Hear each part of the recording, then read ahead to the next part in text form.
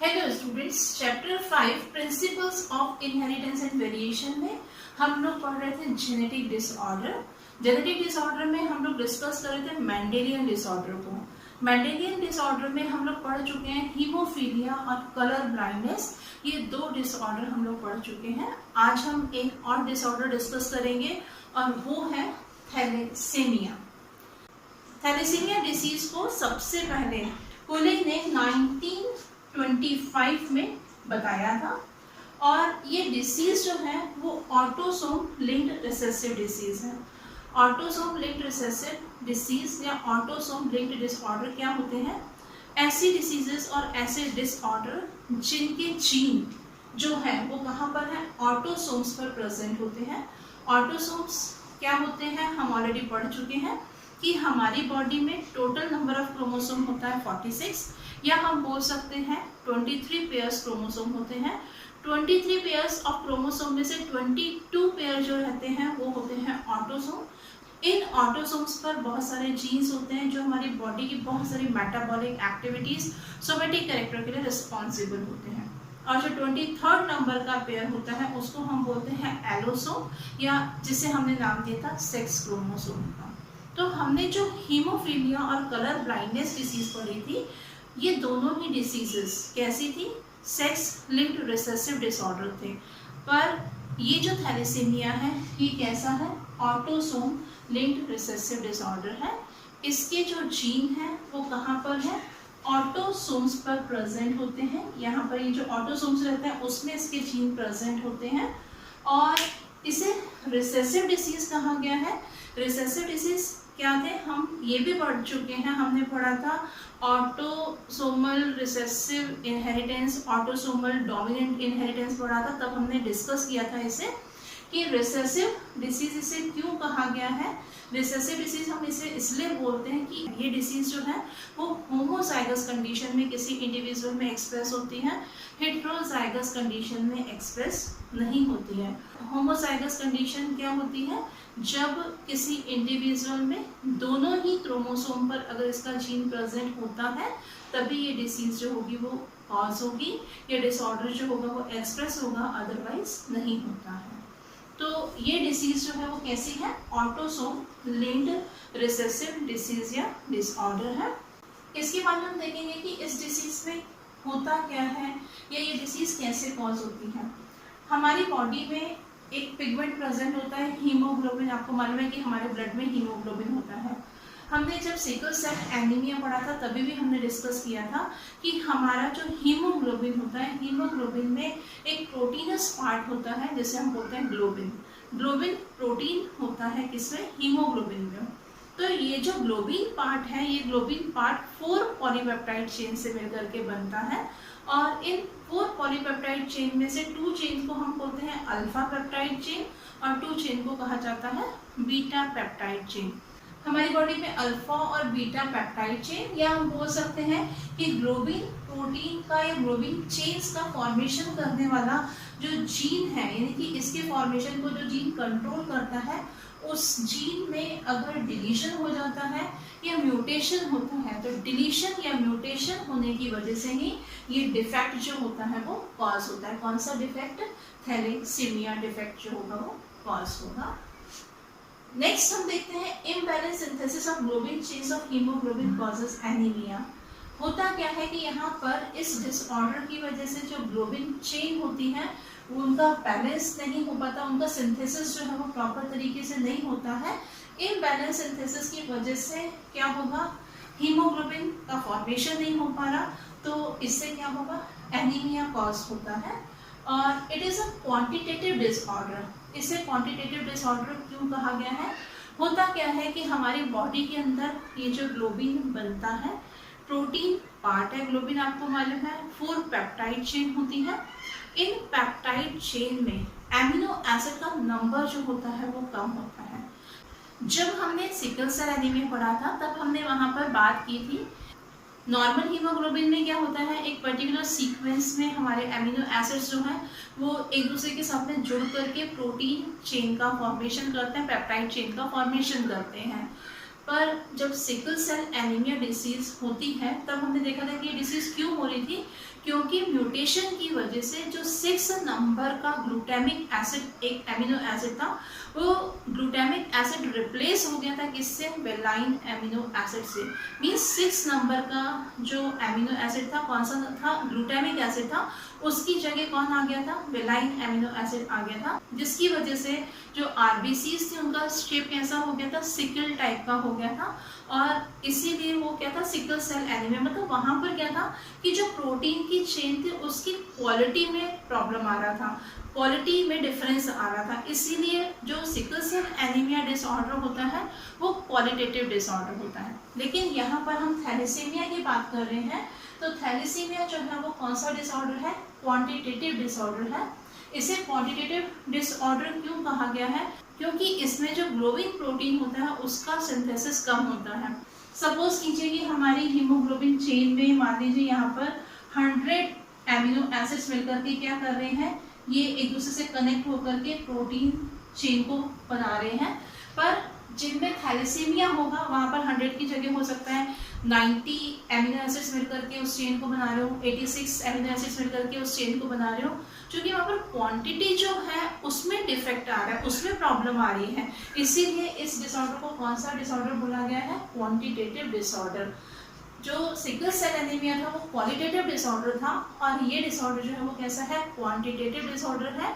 Sickle cell anaemia में quality में difference आ रहा था, जो प्रोटीन चेन बन रही थी उसमें एक एमिनो एसिड रिप्लेस हो रहा था, 6 नंबर का एमिनो एसिड रिप्लेस हो रहा था दूसरे एमिनो एसिड से, ग्लूटामिक एसिड रिप्लेस हो रहा था वैलेंस से, तो वहां पर उस चेन में डिफेक्ट आ गया था। लेकिन यहाँ पर एमिनो एसिड के नंबर कम हो जाते हैं, उसके सिंथेसिस कम होता है, इसीलिए इस डिसऑर्डर को कौन सा नाम दिया गया है? ये कौन सा डिसऑर्डर है?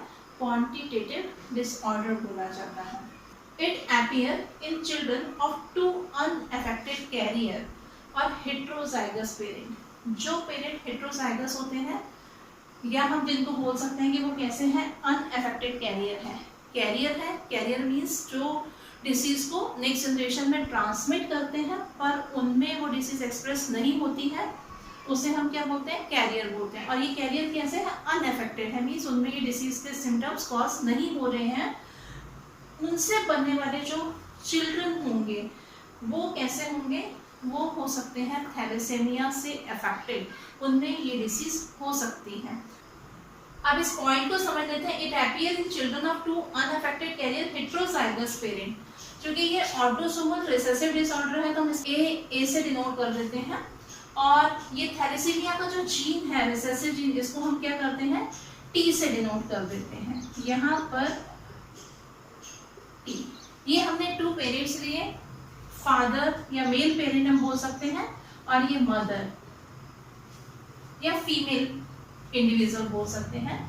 ये मेल इंडिविजुअल है और ये फीमेल इंडिविजुअल। इनमें जब गैमेट का फॉर्मेशन होगा तो यहाँ पर क्या होगा?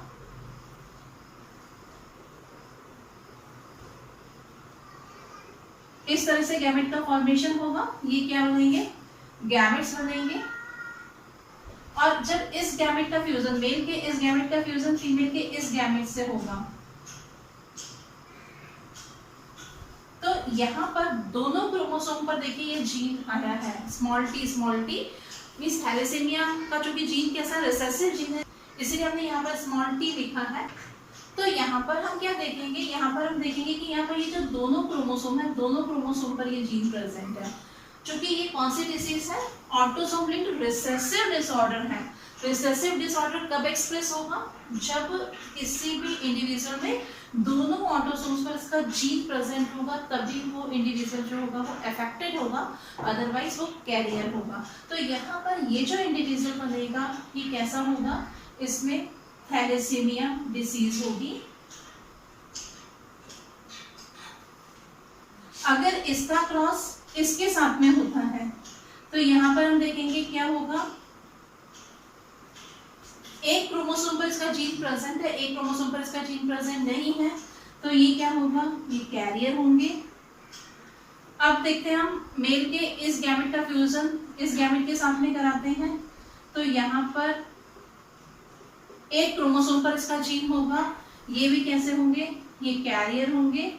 और जब इसका फ्यूजन इसके साथ में होगा तो ये इंडिविजुअल कैसे होंगे, ये नॉर्मल इंडिविजुअल होंगे, इनमें ये डिसीज जो होगी वो नहीं होगी। तो क्या कहा है, it appear in children of two unaffected carrier, ये दोनों ही पेरेंट्स कैसे थे, कैरियर थे।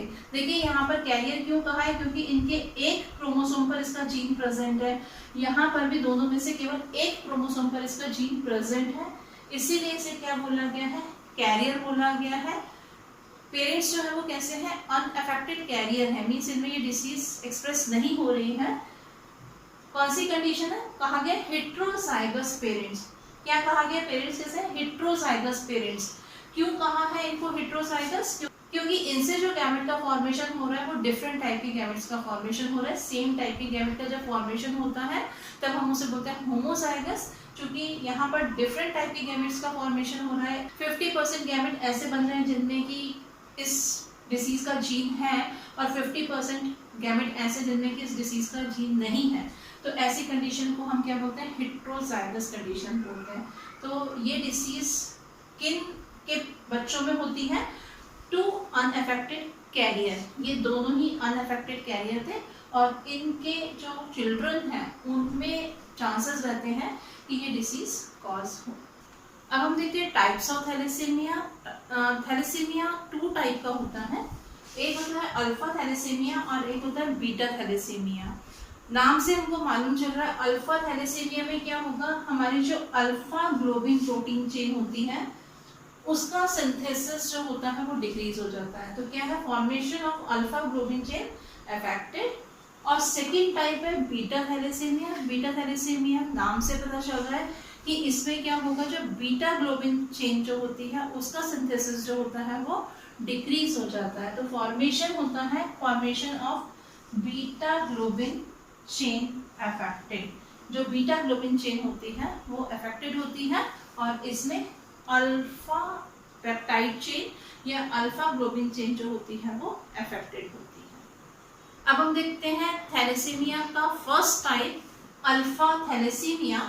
अल्फा थैलेसीमिया कैसे कॉज होता है, अल्फा थैलेसीमिया डिफेक्टिव फॉर्मेशन होता है जब अल्फा ग्लोबिन का, अभी जैसे हमने बात की कि हमारा जो हीमोग्लोबिन रहता है उसमें जो ग्लोबिन प्रोटीन होता है उसमें 2 अल्फा पेप्टाइड चेन होती है और 2 बीटा पेप्टाइड चेन होती है।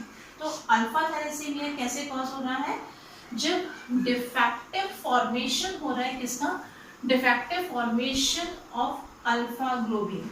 तो जो ग्लोबिन प्रोटीन है, ग्लोबिन प्रोटीन में जो अल्फा चेन होती है, अल्फा चेन का फॉर्मेशन कैसा होगा, डिफेक्टिव होगा, मीन्स उसमें एमिनो एसिड का नंबर कम होगा, तब डिसीज कॉज होगी कौन सी, अल्फा थैलेसीमिया। ये जो डिसीज है इसके लिए जो 2 जीन होते हैं वो कौन से क्रोमोसोम पर होते हैं, क्रोमोसोम नंबर 16 पर। अभी हमने बात की कि हमारी बॉडी में 1 से लेकर के 22 नंबर तक का जो पेयर रहता है वो कौन से होते हैं, ऑटोसोम्स होते हैं। तो जो 16 नंबर का जो पेयर होता है, 16 नंबर के जो क्रोमोसोम्स होते हैं उन क्रोमोसोम पर ये जीन होते हैं HbA1 और HbA2। ये दोनों ही जीन 16 नंबर के क्रोमोसोम पर प्रेजेंट होते हैं और ये दोनों ही जीन क्या करते हैं, ग्लोबिन प्रोटीन को कंट्रोल करते हैं।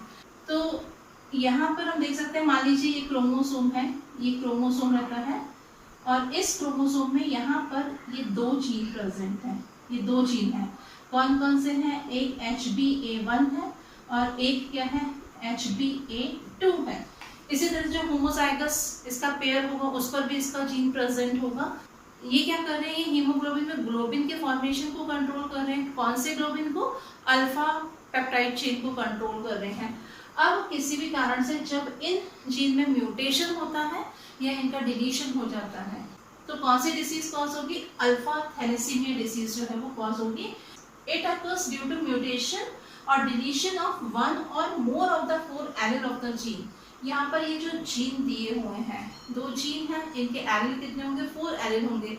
तो 4 एलील में से किसी भी एक एलील में या एक से ज्यादा एलील में डिलीशन या म्यूटेशन की वजह से ग्लोबिन की अल्फा पेप्टाइड चेन का सिंथेसिस जो होगा वो अफेक्ट होगा और इसी वजह से ये डिसीज कॉज होगी। कौन सी डिसीज, अल्फा थैलेसीमिया। थैलेसीमिया का सेकेंड टाइप देखते हैं अब हम, जिसको क्या कहा जाता है, बीटा थैलेसीमिया। बीटा थैलेसीमिया में क्या होता है, यहाँ पर हमारी जो ग्लोबिन प्रोटीन है, ग्लोबिन प्रोटीन में जो बीटा पेप्टाइड चेन होती है उसमें उसका सिंथेसिस जो होगा वो क्या हो जाएगा, डिक्रीज हो जाएगा। तो ये क्यों कॉज हो रहा है, इस डिसीज में क्या हो रहा है, यहाँ पर डिक्रीज सिंथेसिस हो रहा है किसका, बीटा ग्लोबिन का। ये डिफेक्ट क्यों कॉज होता है, या इसका जो जीन है वो किस क्रोमोसोम पर होता है, हमारी बॉडी में जो 11 नंबर का पेयर होता है क्रोमोसोम का, इस क्रोमोसोम पर इसका जीन प्रेजेंट होता है जिसको हम क्या बोलते हैं, HBB जीन बोलते हैं। ये HBB जीन जो है, या हम बोल सकते हैं ये एक जीन में क्या होंगे, 2 एलील होंगे। तो ये जो जीन है, ये जीन कहाँ पर प्रेजेंट है, 11वें नंबर की क्रोमोसोम पर प्रेजेंट होता है। और ये जीन किसको कंट्रोल करता है, ये कंट्रोल करता है synthesis of beta globin chain को। लेकिन जब इस जीन में, कौन से जीन पर, जो 11 नंबर के क्रोमोसोम पर प्रेजेंट है, इस जीन में अगर डिलीशन होता है या म्यूटेशन हो जाता है, जिसकी वजह से जो बीटा ग्लोबिन होता है उसका सिंथेसिस कैसा होगा, डिक्रीज होगा, कम हो जाएगा। और कौन सा डिसीज कॉज होगी, बीटा थैलेसीमिया डिसीज कॉज होगी। Person of one defective allele suffer from thalassaemia minor.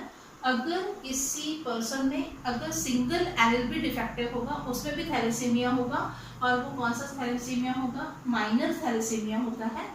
And person with both the defective allele suffer from thalassaemia major. आपको मालूम है कि जीन में 2 एलील होते हैं, अगर दोनों ही एलील कैसे होंगे, डिफेक्टिव होंगे, तो क्या होगा, ऐसे पर्सन में मेजर थैलेसीमिया होगा। और इस डिसीज में हमने क्या पढ़ा, इस डिसीज में क्या होता है कि जो हीमोग्लोबिन है, इसका जो ग्लोबिन प्रोटीन होता है, उसका सिंथेसिस जो होता है वो डिक्रीज हो जाता है। इंडिविजुअल होता है वो कैसा हो जाता है, एनीमिक हो जाता है, उसे एनीमिया की प्रॉब्लम रहती है।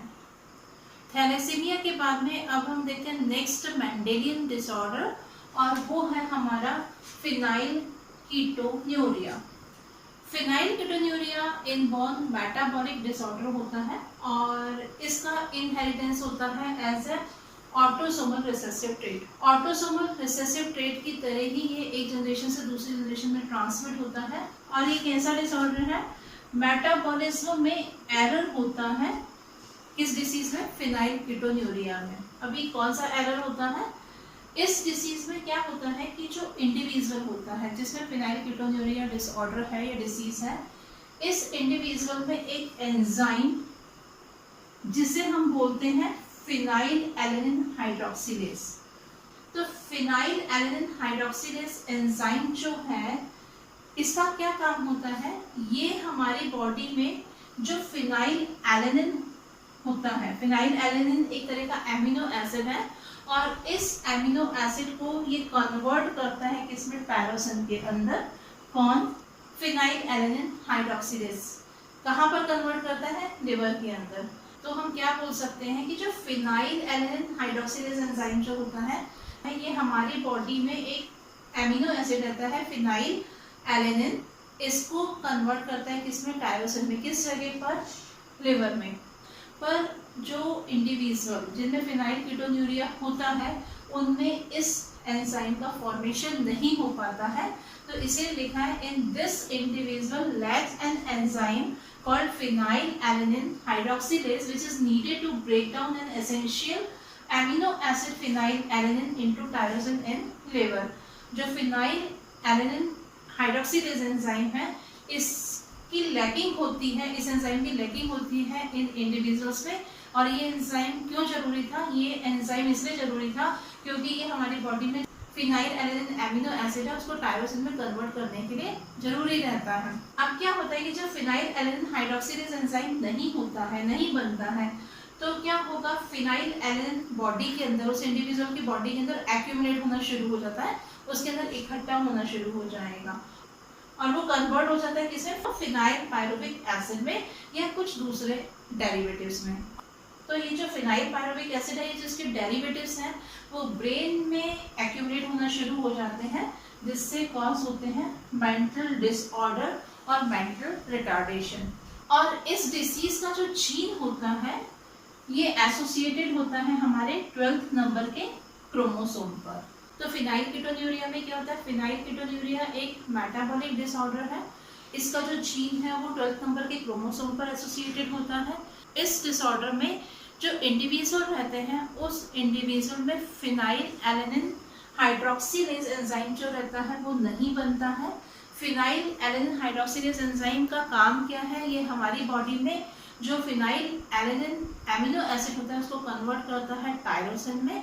पर जब ये एंजाइम नहीं बनता है, फिनाइल एलेनिन हाइड्रोक्सीलेज एंजाइम नहीं बनता है, तो फिनाइल एलेनिन जो एमिनो एसिड है वो टायरोसिन में कन्वर्ट नहीं हो पाता है। तो ये जो फिनाइल एलेनिन होता है वो इंडिविजुअल की बॉडी में एक्यूमुलेट होना शुरू हो जाता है, जो कन्वर्ट हो जाता है किसमें, फिनाइल पायरुविक एसिड में या उसके डेरिवेटिव्स में। और ये फिनाइल पायरुविक एसिड या उसके डेरिवेटिव्स जो है वो ब्रेन में एक्यूमुलेट होते हैं, जिससे मेंटल रिटार्डेशन जैसी प्रॉब्लम्स होती हैं। तो आज हमने थैलेसीमिया और फिनाइलकीटोन्यूरिया 2 मेंडेलियन डिसऑर्डर को पढ़ा। नेक्स्ट क्लास में हम कुछ और डिसऑर्डर्स को पढ़ेंगे। Thank you.